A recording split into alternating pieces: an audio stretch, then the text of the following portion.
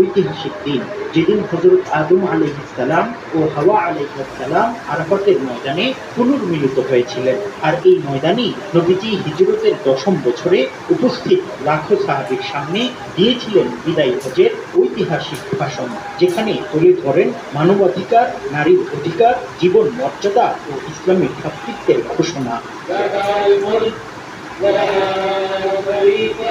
আজকের এই পবিত্র দিনে তওবা, কান্নাকাটি আর দোয়ার মধ্য দিয়ে কাটাচ্ছেন হাজিরা। কেউ দাঁড়িয়ে, কেউ বসে, কেউ বা দুহাত উঁচু করে প্রিয়জনদের জন্য দোয়া করছেন।